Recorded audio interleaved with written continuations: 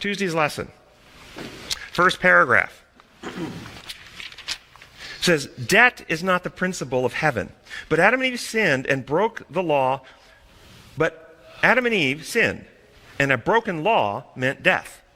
Thus humanity became debtors to divine justice. We were bankrupt, spiritually insolvent from a debt that we could never repay. If debt is not a principle of God's kingdom, and this is true, then why did he create a system in which we could go into debt?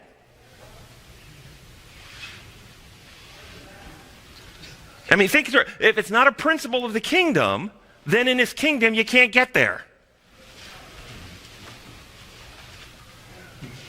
It is contradictory for any reasoning person. And so ideas like this dethrone human reason. Ideas like this are antithetical. Ideas like this cause people to believe stuff that are nonsense.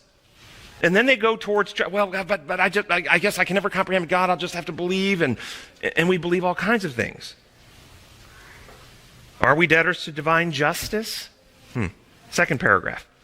God's love for us is set in motion. God's love for us set in motion the plan of redemption. Jesus became a surety for us. It is Christ's identity as the Redeemer that reveals the most important transaction. Think through what that means. Transaction ever made. Only the sacrifice of his life could accomplish the required payment of divine justice. Jesus paid the debt of sin that we owed as justice and mercy embrace itself at the cross. Every sin must be punished. We're going to actually have that. Yes, you're quoting. Yes. According to this, God set up a transaction. God set up the most important transaction in universal history. Someone is going to pay the debt, according to this. And the payment necessary to pay the debt is Jesus. The life of a human sacrifice. Human sacrifices now will be paid. And where's the payment going? To divine justice. Who's the arbiter of divine justice? So God is being paid with the sacrifice of a human being in order for him to not punish. This is paganism. Pure and simple. Paganism.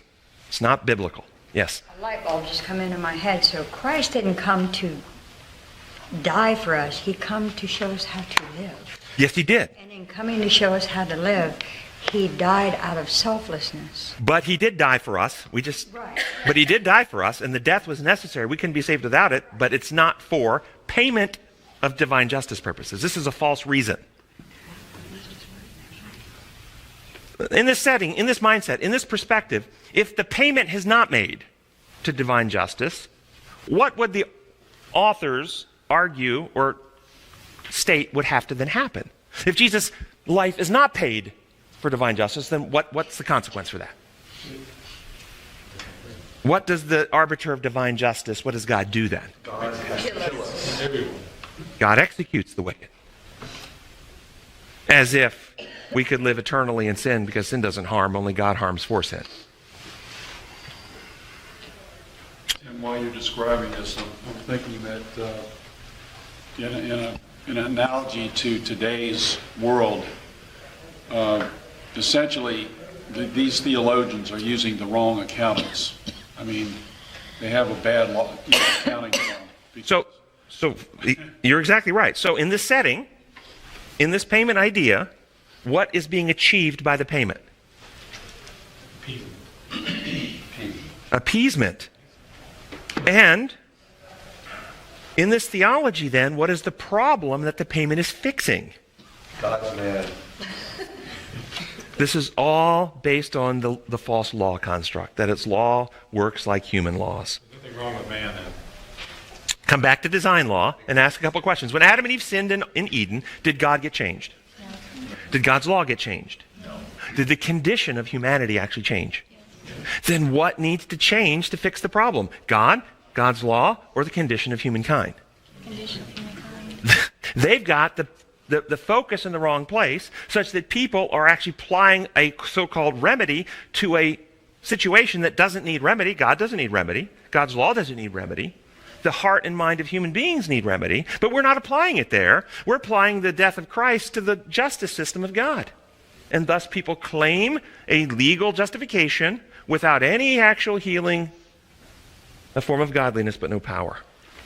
It's Satan's grand plan to get people to accept a solution for their problem that doesn't actually fix their problem. That's his grand plan.